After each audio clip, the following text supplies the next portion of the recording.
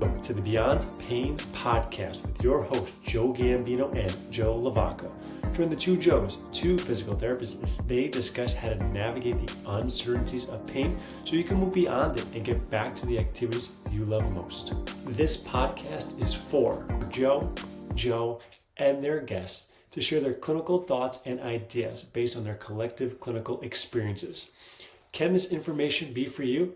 Maybe, but we cannot know for sure. Therefore, it is always worth talking to your healthcare provider to make the best decisions in your care before you implement anything on this podcast. And please use common sense. Welcome back to the Beyond Pain podcast. I am one of your hosts, Joe Gambino, and I'm here with our other host, Mr. Joe LaVacca over there, Dr. Joe LaVacca. You can find us on Instagram at Joe Gambino DPT for myself, at Strength and Motion _PT for LaVacca over there. Podcast is on Instagram as well, Beyond Pain Podcast. And if you want to watch us on YouTube, Cups of Joe _PT. We are back, and Joe, seeing this cup of coffee. This cup of coffee reminds me of you today. Not just because you are my favorite. Wow. But this is a Keurig coffee today. What coffee? Keurig. We just poured it right from the Keurig because I didn't have, I Wow. wanted a hot coffee and I didn't have beans for hot coffee because it's been all cold brew. So this cup reminds me of you for two reasons. Wow. I Yeah. really appreciate that. That one really touched my heart and I wasn't expecting that. So now There you go. my dopamine and my happiness are just super high. I feel like this podcast is going to go really, really well. Thank you for continuing the streak of happiness for me, Joe. I really appreciate that. I got you. That's what this podcast is about, right? So Bring happiness to each other and others, I think should be the theme. there we go. Well, I But think you have a question of the day today. I did have a question for you. And I think we can probably split it up into two parts. Let's start with the rehab part first, and we can create a patient case. But let's say we'll go real typical right down the road. Low back pain, non-specific. It doesn't have to be sciatica or something traumatic. But we have low back pain. We do our assessment.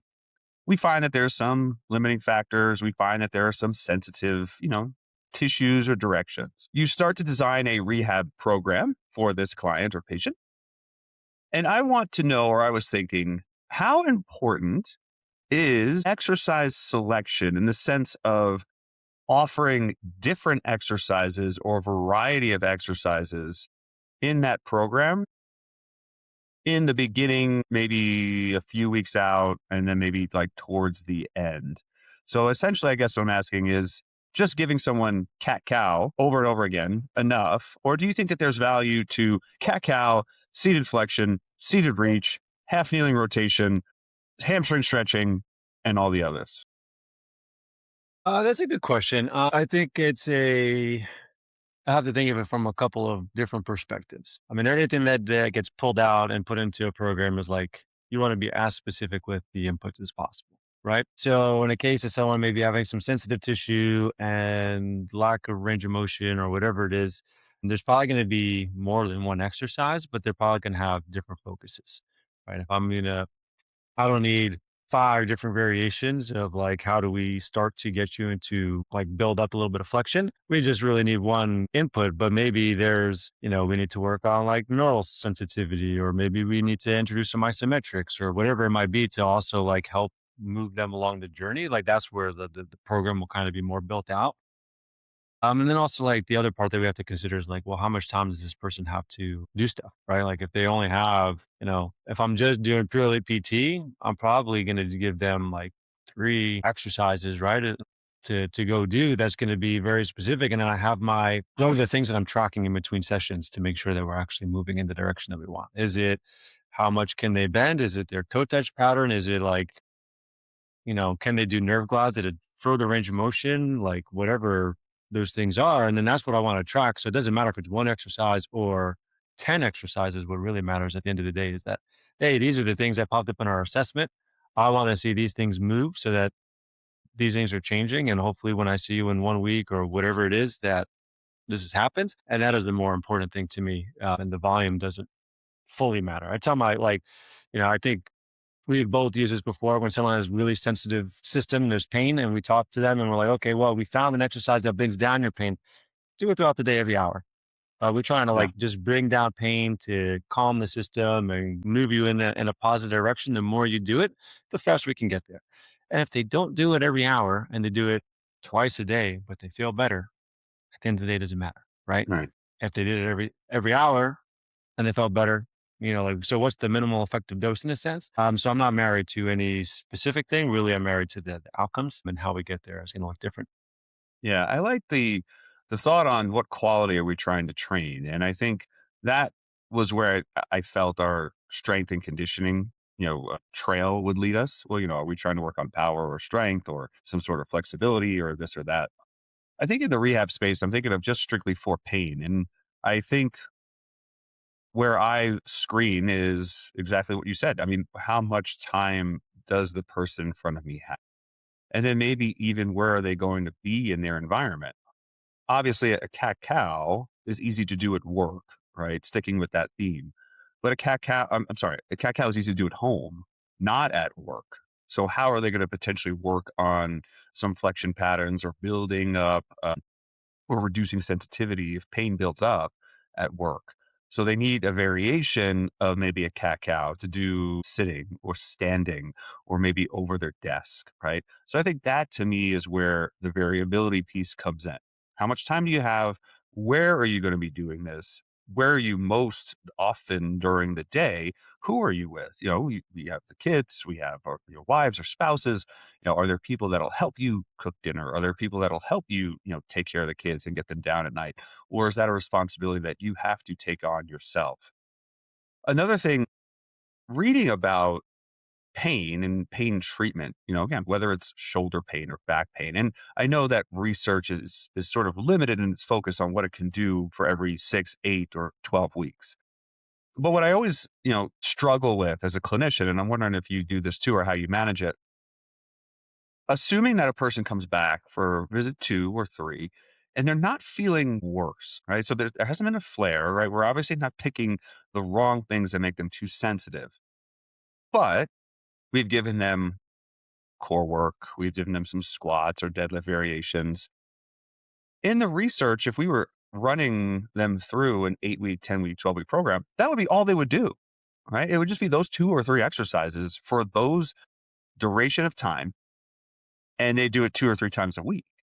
And I often feel a little bit pressured or maybe just worried that the person's bored with doing, the things I ask them to, that I often feel maybe sometimes I'm like, okay, let's switch up the squat. Let's switch this up. Let's switch that up.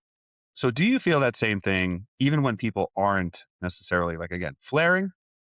How do you manage it? And if that client is sort of getting a little bit bored, quote unquote, with those things, would you push back and say, hey, we've only been doing them for a couple of weeks? Or would you acquiesce and say, yeah, cool, we can totally make this a little bit more fun or a little bit more varied? You're muted, buddy. Two ways I go about this. First one being in a case like this, if their pain has not changed, but I'm all like I went back to like there's objective things that I'm following. Right? Is their ability to? I'm just gonna since we're talking about flexion and extension, I'm gonna say we're looking at their toe touch pattern. Bending forward was painful. They can get to their shins. They're responding bend very much, and they don't push their hips back. And then 2 weeks later, they still have pain, but all of a sudden they're further in the range of motion. The pattern looks better. They're getting more spinal movement, like all of it's improved. Well, then my education is going to be to them, look at how this has changed. This is still positive. We don't need to make changes here, right? Like maybe some changes happen based on some other stuff. I mean, I'm not going to say I'm not going to make any changes, but I think that's telling me that we're on the right track with what we're trying to do.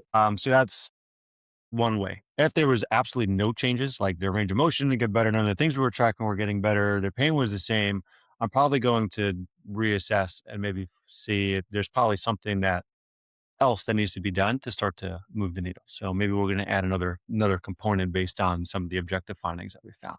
So that's another potential pathway. So it's not just adding variety, just add variety. We're trying to be specific, and then I try to not waste too many resources as far as time and their energy and stuff like that, if we can be as specific as possible. But in the case of someone telling me they're bored, the other way I'll look at it is, and this is from Rand Phone, it's, give the patient what they need in the context of what they want, right? And that's the lens that I always look. So if someone tells me that they want something, Yeah. Well, I will try to find a way to sneak it into their program, even if it's not like the most efficient thing that's going to move the needle, because it's going to make them happy. And I think that's actually probably the more efficient thing that's going to move the needle is when someone feels like they're being heard, that the programs are being tailored to them, that their wants and needs are being met. So it doesn't hurt to maybe like, hey, we're only working on flexion and extension is mobility, but they feel like they need more core work. I'm like, okay, sure. Let's add a little bit of core work in here and layer that on top, or we can give you a different variation or whatever it is. So I think that's, how I'm going to do it. And then varieties, do I care about variety as much? Probably not, because I want some time for tissues to adapt and make the changes. But again, those are the lenses that I'm looking through. Yeah. Yeah. And obviously, that Rand phone quote, I think, is something that you and I both have tattooed on our lower back, since the day that we heard it. I also think that Ben Barker shed some light on that with his programming, right? Like it's kind of like a choose your own adventure. Like I know you're here for certain reasons, but what other things are you trying to work on? So let me just give you some options at the end of your workout. And I think Ben was saying something like, add 30 or 50 reps of any of the following exercises selections. And I really like that. And I actually brought it up with Albie, my colleague, the other day. And we're thinking of putting that into people's programming starting in July, right? Especially because, you know, if we put in ab curls or bicep curls, people are probably going to pick that thinking about the summer months. And, even if they can kind of like get a little bit more definition or, changes over the next 8, 10, 12 weeks, they'll be looking good for their vacations and everything else. The other thing that, came up in the discussion, and I think you're hinting at it too with the Rand phone quote, was, hey, a lot of people are at different ages, right? Like we have a couple of like younger people who, yeah, just probably want to look good in a t-shirt while they're rehabbing their back. And, even if they want a little bit more core strength, they're like, hey, it'd be nicer to see my shoulders get a little bit bigger or my biceps get a little bit bigger. So yeah, we can have you do more of these core stability tasks. And then why don't we just superset them with some bicep curls, or we should superset them with some shoulder raises. I think that, where I always just kind of like have that struggling point is, well, how much do I really need to do these things to help people succeed? And the answer I always come up with is, well, I probably don't, right? Based on the stuff that we read is I probably don't need to do this because I know that this is not how a lot of like research and organized things that we read is laid out. People aren't getting adjusted every couple of weeks. They're just sticking with the program. You ride it, you do it, and then you change it up, when you're done with that type of program. But I think from the aspect of behavior change and keeping people engaged with novelty, and when they haven't fully developed a habit yet, I think that is actually probably an important part of what we do. Okay, well, you're getting a little bit bored with this. Great. We can still accomplish the goals by changing your foot position, by changing your tempo, by changing how we use a kettlebell or a dumbbell. Maybe we do two, maybe we do one. Maybe we can back off and turn that into an isometric, and then we can superset it with something else that's complementary to what we found on your assessment. So I think from a physical tissue adaptation, like, can we get them to their goals? I don't think having a lot of exercises or exercise variability probably matters all that much. But I do think that keeping people engaged in the process, being consistent, having fun, maybe even proving to them how many different things they can do in the presence of pain. Well, oh yeah, you were successful with 2 feet, but now look, you could do it with 1 foot. Oh, you were successful with, the 10-pound dumbbell. Now you could do it with a 40-pound barbell. Like, do you have that opportunity at your gym and your space? So I think that's kind of how I've kind of funneled it down into my mind. But what if we flipped it and we kind of asked those same questions with training? And let's say people are working out anywhere between 2 and 3 days a week. They're doing a full body program, push, pull, squat, hinge. How important to you, or is it important to you, that those days are different? It depends on the goals and their training age in a sense. I mean, like depending on, if it's 2 days a week, I mean, it's very hard for, I think, someone to hit all the qualities that you'd want to hit in like it's like one session. Right? And then that like repeats. But there's many times where like if someone's doing 3 days a week, I'll do like an ABA and then like the next week's a BAB split. So meaning like your day one, then your day two, and then your day one repeats on the third day. And then the following week starts with day two and day one's in the middle. The day two finishes in that week. So again, it doesn't really matter if they're all new. It really depends on goals, time, what they're trying to get out of it, their training age, and like maybe if so like you can look at it two ways, right? Someone who's pretty novice, like, and you want them to improve on a specific skill, you can have days repeat, like the A B cycle. Or you can also do that with somebody who's higher level, who like, hey, I really want to improve my bench press. Well, then maybe you want to have the bench twice a week. Maybe it's like just ABA, right? Like that just kind of cycles through so that they get more volume and more, not necessarily more volume, but more stimulus. All right. With the specific skill that you want, you just may have to adjust like the intensities for those given days. One might be like a heavier output Yeah. and one might be like a, you know, just a not as intense output, right? That's driving maybe a specific quality. But at the end of the day, it doesn't really like,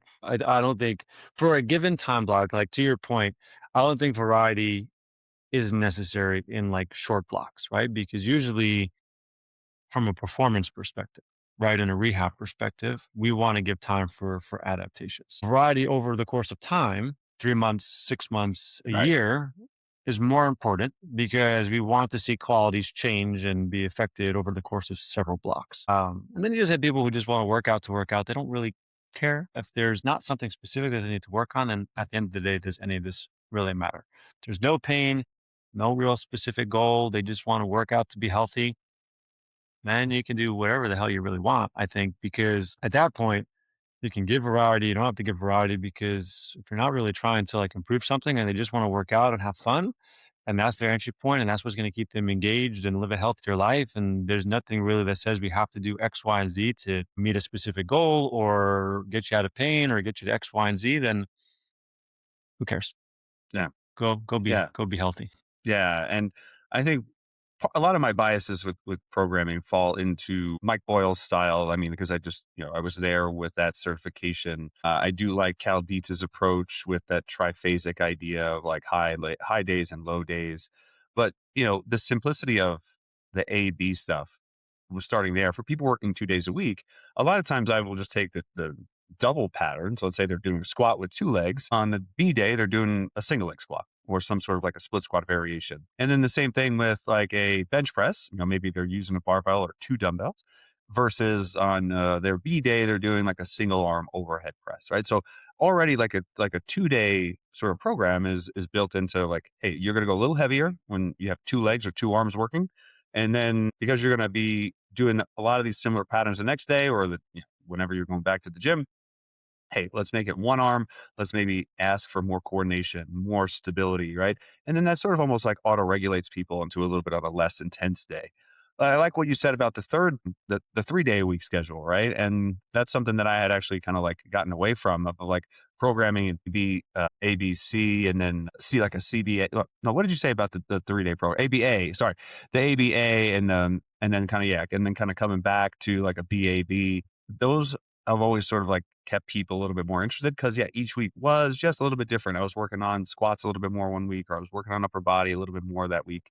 So I really, really love that idea. And then it sort of like just takes us to like, well, if they're doing 4 days, I mean, I don't usually give people more than 4 days now because if they're, having all this time for extra workouts, I usually tell them now just start working on their conditioning. Adding a fifth day of strength training is probably not going to get you much more benefit than you're already at 4. So, get on the rower, do some intervals, get on the bike, do some intervals, go for some jog intervals, whatever is most conducive to you.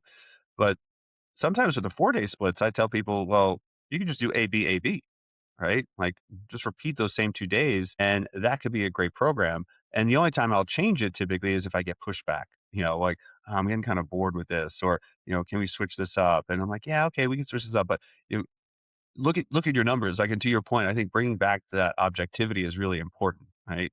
Hey, look at that toe touch. Look at how much longer you noted that you're able to run. Look how your weight's been bumping up 5 or 10 pounds a week in this one pattern. Are you sure you want to change it? Because we might be, missing the forest for the trees here. Like there is a lot of improvement happening. I know it's a little bit of a repetitive cycle, but what do you think? And a lot of times when I bring people back to that, they're like, yeah, all right, maybe we can give it to the end of the month. I didn't realize how well I was doing, or I didn't realize like, yeah, since I did start the ABAB or ABABAB pattern, whatever the case is, I've been doing pretty good. And maybe that's a good response that, I just need to shift my mentality that every day at the gym needs to be different. Every day at the gym needs to be soul crushing because I don't think that we share that mentality either. And having those intense days, I typically try to push them in the beginning of the week, typically when people come off of a weekend or maybe a vacation or something like that, we're a little more rested, a little bit more ready to go. And then as the week accumulates, school, stress, work, life, those are all drops in your bucket. So, trying to hit a PR on Thursday or Friday, if you've had a really stressful week at work, you're staying up late for Nick playoff games, you're probably going to see those performance numbers kind of slide, or just even your ability to want to go to the gym, maybe slide a little bit. And if you're going to the gym or you're going to your rehab program with, yeah, I really don't want to do this. Maybe it's a sign that you just need a walk, go for an incline walk, go for a long walk, do anything that makes you feel like yourself. I usually have said this before. I think any ing, running, walking, jogging, skipping, dancing, gardening, you name it. Take an ing, use that as your day. So I appreciate you sharing your thoughts on that, man, because I was finding myself struggling with it a little bit. And I think some of your insights were very helpful to bring me back to base. So thank you. There you go. Absolutely, my friend. Hopefully, listeners find that helpful as well. All right. Well, Joe, we love you. Listeners, we love you. Thank you for tuning in this week. And don't forget to come back next week for another exciting episode of the Beyond Pain podcast.